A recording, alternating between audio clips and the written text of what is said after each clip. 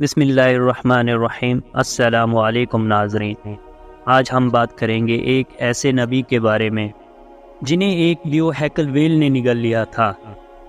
آپ سے ایسی کون سی خطا سرزد ہو گئی تھی اور آپ مچھلی کے پیٹ میں 40 دن زندہ کیسے رہے؟ ناظرین محترم، اس ویڈیو میں ہم اس ہستی کے متعلق جانیں گے جن کا واقعہ قرآن مجید میں یونس اور تورات میں جونا کے نام سے آیا ہے۔ تاریخ میں اسواری قوم ایک عظیم اور طاقتور قوم کی حیثیت سے جانی جاتی تھی جس کا دارالحکومت اشوار تھا۔ اشواری دراصل بنی اسرائیل کی نسل سے تعلق رکھتے تھے جو بخت نصر کے حملے کے بعد غلام بنا کر بابل اور عراق لائے گئے تھے۔ اس زمانے میں دریائے دجلہ کے کنارے نینوا نامی ایک چھوٹی سی بستی تھی۔ آشور کے کسی بادشاہ نے ایک دیوتا کے نام پر نینوا میں ایک مندر بنوایا۔ رفتہ رفتہ دوسرے بادشاہوں نے بھی مندر اور عمارتیں بنانا شروع کر دی اور ایک ایسا دور آیا کہ یہ چھوٹا سا علاقہ سلطنت اشوریہ کے عظیم عالی شان دارالسلطنت میں تبدیل ہو گیا۔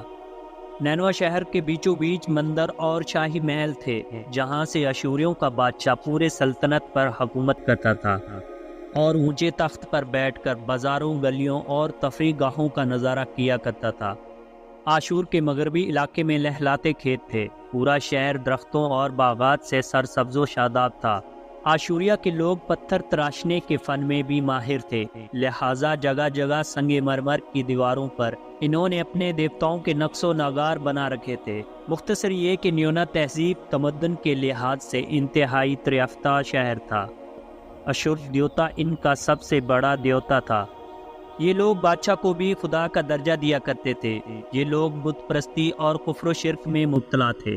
اس وقت نیونا کی آبادی 1,00,000 سے زیادہ تھی اور یہ 700 قبل مسیح کا زمانہ تھا۔ اللہ نے اس زمانے میں اس قوم کی ہدایت کے لیے حضرت یونس علیہ السلام کو بھیجا۔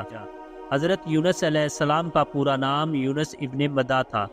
آپ حضرت ہود علیہ السلام کی اولاد میں تھے، جبکہ بعض مفسرین نے لکھا ہے کہ یونس علیہ السلام کا تعلق بنی اسرائیل سے تھا۔ آپ حضرت یوسف علیہ السلام کے چھوٹے بھائی بن یامین کے بیٹے تھے۔ جب آپ کو نبوت ملی اس وقت آپ کی عمر 28 سال تھی۔ آپ پر ایک صحیفہ بھی نازل ہوا جو توریت میں یونا کے نام سے موجود ہے۔ حضرت یونس سب سے پہلے اشوری بادشاہ کے پاس گئے اور اسے پیغام حق سنایا، اسے خدا کے جھوٹے دعوے سے توبہ کرنے کا حکم دیا اور ایک اللہ کی عبادت کی طرف بلایا۔ یونس علیہ السلام نے اس سے ان اسرائیلی قیدیوں کو آزاد کرنے کا بھی حکم دیا جو اس نے قید کر رکھے تھے، لیکن نیونا کا بادشاہ آپ کی باتیں سن کر غضبناک ہو گیا اور آپ کی جان کا دشمن بن گیا۔ لہٰذا آپ علیہ السلام نیونا کے عوام کے پاس گئے اور انہیں توحید کی دعوت دی، انہیں شرک، بت پرستی اور دوسری برائیوں سے توبہ کرنے کو کہا، مگر اہل نیونا نے ایمان لانے سے انکار کر دیا اور اللہ کے رسول کو جھٹلا دیا۔ یونس علیہ السلام مسلسل اس کوشش میں لگے رہے کہ ان کی قوم کے لوگ راہ راست پر آ جائیں۔ آپ نے انہیں بہت سمجھایا اور دعوت کے کام کو جاری رکھا اور دیکھتے دیکھتے 40 سال کا عرصہ گزر گیا، لیکن یہ قوم حضرت یونس علیہ السلام کا انکار کرتی رہی اور شرک پر ڈٹے رہے، اور حضرت یونس علیہ السلام کو دھمکیاں بھی دیتے کہ اگر آپ نے اشور دیوتا کے خلاف کچھ بھی کہا تو وہ آپ کو قتل کر دیں گے۔ جب ان کی سرکشی اور نافرمانی کی انتہا کو پہنچ گئی تو اللہ تعالیٰ نے حضرت یونس علیہ السلام کو حکم دیا کہ لوگوں کو آگاہ کر دو کہ 3 دن کے اندر ان پر عذاب آنے والا ہے۔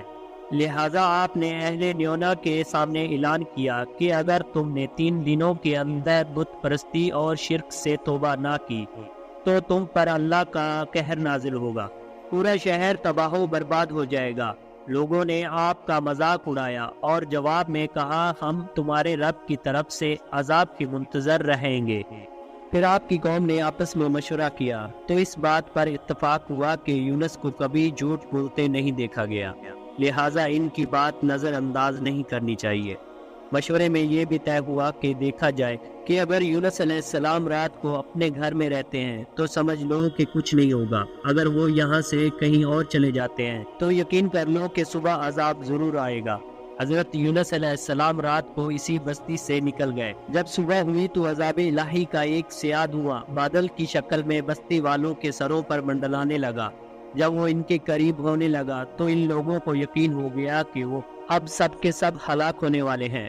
دراصل حضرت یونس علیہ السلام اپنی قوم سے ناراض ہو کر چلے گئے تھے، مگر انہیں وہاں سے نکلنے کا حکم نہیں دیا گیا تھا۔ وہ عذاب کی اطلاع دینے کے بعد اللہ کی اجازت کے بغیر اپنا علاقہ چھوڑ کر گئے تھے۔ آثار عذاب دیکھ کر جب اشویریوں نے توبہ استغفار کی تو اللہ تعالیٰ نے انہیں معاف کر دیا۔ اللہ تعالیٰ کسی قوم کو اس وقت تک عذاب نہیں دیتا جب تک وہ اپنی حاجت پوری نہیں کر لیتا۔ جب یونس علیہ السلام نے اس قوم میں مہلت کے آخری لمحے تک نصیحت کا سلسلہ جاری نہیں رکھا اور اللہ کے مقررہ کردہ وقت سے پہلے وہ خود ہی ہجرت کر گئے تو اللہ کے انصاف نے اس قوم کو آزاد دینا گوارا نہ کیا اور انہیں معاف کر دیا۔ جب حضرت یونس علیہ السلام فرات کے کنارے پہنچے تو ایک کشتی کو مسافروں سے بھرا ہوا پایا۔ حضرت یونس علیہ السلام کشتی میں سوار ہو گئے اور پورے دن میں کشتی سمندر میں سکون سے چلتی رہی کہ اچانک اونچی اونچی لہریں اگنے لگی۔ لوگوں نے اپنا سارا سامان سمندر میں پھینک دیا کہ کشتی کا بوجھ کم ہو جائے، لیکن کشتی کا بوجھ پھر بھی کم نہ ہوا۔ جب کشتی ڈگمگانے لگی تو کشتی کے غرق ہونے کا یقین ہونے لگا۔ اہل کشتی نے 3 مرتبہ قرآن اندازی کی اور تینوں مرتبہ حضرت یونس علیہ السلام کا نام نکلا۔ تب مجبور ہو کر انہوں نے حضرت یونس علیہ السلام کو دریا میں ڈال دیا۔ اسی وقت اللہ نے ایک بڑی مچھلی کو حکم دیا کہ انہیں نگل لو، یہ تمہاری غذا نہیں ہے، اس لیے کہ اس کے جسم پر کوئی تکلیف نہیں ہونی چاہیے۔ مچھلی نے حضرت یونس علیہ السلام کو اپنے پیٹ میں نگل لیا۔ یونس علیہ السلام نے جب مچھلی کے پیٹ میں خود کو زندہ پایا تو بارگاہ الہی میں اپنی ندامت کا اظہار کیا کہ میں وہی الہی کا انتظار کیے بغیر اور اللہ سے اجازت لیے بغیر امت سے ناراض ہو کر نیونا سے نکل آیا۔ حضرت یونس علیہ السلام نے مچھلی کے پیٹ میں اللہ کو پکارا۔ ان پر 3 اندھیرے اکٹھے ہو گئے تھے، رات کا اندھیرا، مچھلی کے پیٹ کا اندھیرا اور سمندر کا اندھیرا۔ آپ نے ان اندھیروں میں یہ کلمات کہے: اللہ تیرے سوا کوئی معبود نہیں، میں تیری پاکی بیان کرتا ہوں، بے شک میں اپنے نفس پر خود ہی ظلم کرنے والا ہوں۔ روایاتوں کے مطابق اگر یونس علیہ السلام یہ تسبیح نہ کہتے تو قیامت تک مچھلی کے پیٹ میں رہتے۔ اللہ تعالیٰ نے آپ کی دعا کو قبول فرمایا اور مچھلی کو حکم دیا کہ آپ کو کسی تکلیف کے بغیر سمندر کے کنارے اگل دے۔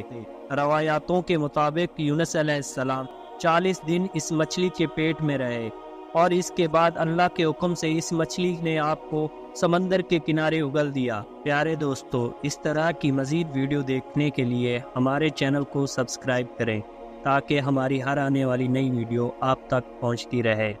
اس کے ساتھ مجھے دیجیے اجازت، ملتے ہیں اگلی ویڈیو میں۔ اللہ حافظ۔